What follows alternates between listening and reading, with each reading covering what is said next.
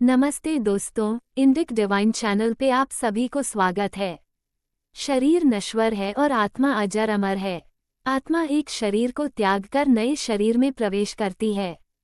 इस तरह जीवन और मरण का चक्र चलता रहता है। इस जीवन मरण के चक्र से मुक्ति को ही मोक्ष प्राप्ति कहा जाता है।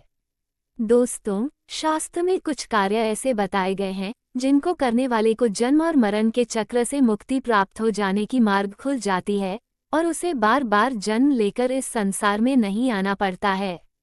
गरुड़ पुराण में कुछ ऐसी चीजों के बारे में बताया गया है कि जो व्यक्ति के पापों का नाश करती हैं और उसे मृत्यु के बाद मोक्ष की ओर अग्रसर करती है। गरुड़ पुराण में बताई गई सभी बातें स्वयं भगवान नारायण ने बताई हैं। इतना ही नहीं, गरुड़ पुराण में व्यक्ति के पुनर्जन्म तक के बारे में बताया गया है।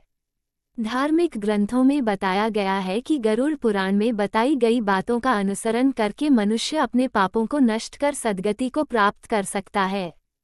तो चलिए जानते हैं कि कौन से हैं वे कार्य हैं जिनको करने वाले व्यक्ति को होती है मोक्ष की प्राप्ति।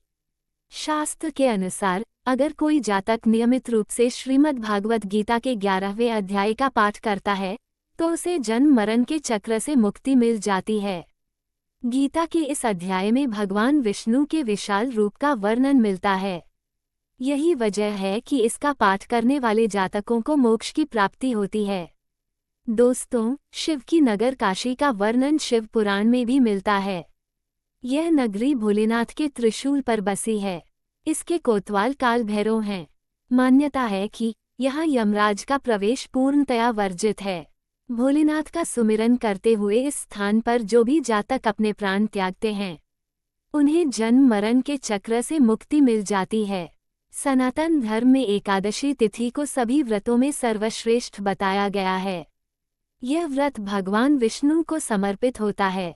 धार्मिक मान्यता के अनुसार यदि कोई जातक सदैव हर एकादशी का व्रत करता है और पूरे नियमों का पालन करता है तो उसे जन्म मरण के बंधन की मुक्ति मिलती है और वैकुंठ धाम की प्राप्ति होती है।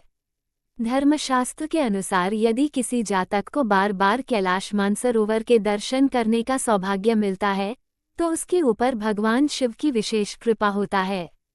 मान्यता है कि जो जातक यहाँ के दर्शन कर लेता है और मानसरोवर के जल का पान कर लेता है उसे जन्म मरण के फेरे में नहीं फंसना पड़ता है। गरुड़ पुराण में तुलसी को भी परमधाम ले जाने वाला बताया गया है। कहते हैं कि श्री नारायण को तुलसी अत्यंत प्रिय है। अगर व्यक्ति नियमित रूप से तुलसी के पौधे की पूजा करता है या फिर भगवान विष्णु को तुलसी माँ की मंजरियाँ अर्पित करते हैं तो उन्हें देवलोक की प्राप्ति होती है। इतना ही नहीं, मरते समय अगर व्यक्ति के मुंह में तुलसी पत्र डाल दिए जाएं तो व्यक्ति परमधाम को प्राप्त होता है। साथ ही ऐसे जातकों को जन्म मरण के चक्र से भी मुक्ति मिल जाती है। सनातन धर्म में गंगा को केवल नदी ना कहकर देवी का दर्जा दिया गया है। कहते हैं यह नदी महान है, पवित्र है, इसलिए इस नदी में स्नान करने वाला प्रत्येक मनुष्य पुण्य को प्राप्त करता है। अगर आप गंगा तट पर जाकर नहीं स्नान कर सकते तो गंगा जल को किसी बाल्टी या टब में पानी में मिक्स करके स्नान करने से भी व्यक्ति के पाप नष्ट होते हैं। आज की जानकारी यही तक। वीडियो अगर आपको अच्छी लगी हो तो एक लाइक करके चैनल को सब्सक्राइब कर लीजिए। धन्यवाद।